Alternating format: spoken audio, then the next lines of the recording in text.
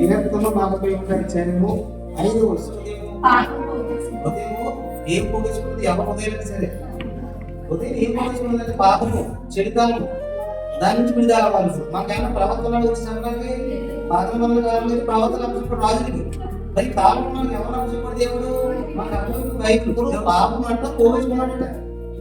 ఎవరు మానవుడు పాపం ఎందుకు పోగొచ్చుకున్నాడంటే చూపు ద్వారా ఆలోచన ద్వారా తాలపు ద్వారా చెడుతనం ద్వారా పాపాన్ని ఎక్కువగా పోగేసుకున్నాడు. ఉదయం పోగేసుకున్నాడు. దీన్ని పాపాన్ని విడిచిపెట్టాలన్నా ఈ పాపాన్ని విడుదల చేయాలి. వాక్యమే పాపాన్ని దూరం ఉంచేది ఏంటి? వాక్యమే.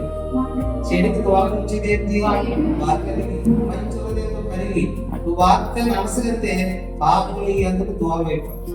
పాపం గురించి జీవితము దాని గురించి జీవితం పాపాలకు చేరుకున్నాక రోమపత్రిక 6:23 తెలుసా?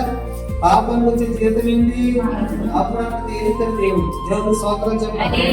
పాపాల గురించి చర్చ ఉన్నదన్నాడా లేదన్నాడా చెప్పాలి. అందుచేత ఏం చెప్పాలి? పాపాన్ని విడిచిపెట్టు, పరిశుద్ధంగా దేవుడి సన్నిధిలో జీవించు, బాగా మనసు కలిగి జీవించు. అదే జీవితం ఉంది, తప్పనిసరిగా జీవితం ఉంది. ధనవంతుడు ఇందులో పట్టబెట్టి ఏం చేసాడు? ఏం లేదు. మరి తర్వాత ఏం చేసాడు? అనుకూలంగా పడిపోయి ఆశపడుతున్నాడు, దుఃఖపడుతున్నాడు, ఏడుస్తున్నాడు, దాహం అంటున్నాడు. మరి ఎవరిని చూడాలా? మరి ఎన్ని ఎప్పుడైతే తెలుసుకోవాలి కదా వాళ్ళు దేవుడు బిడ్డలారా. బైబిల్ చదివిన వాళ్ళని జాగ్రత్తగా పరిశీలించాలి. తోటపాడుదలలో పోగేసుకుంటున్నాం, మరి తలంలో పోగేసుకుంటున్నాం, నడకలో పోగేసుకుంటున్నాం, పడకలో పోగేసుకున్నాం, అనాథ సుందరంగా పోగేసుకున్నాం. ఈ చెడుతనం అన్నది వదులుకోవాలి. వదులుకోవాలా? వదులుకోవాలా?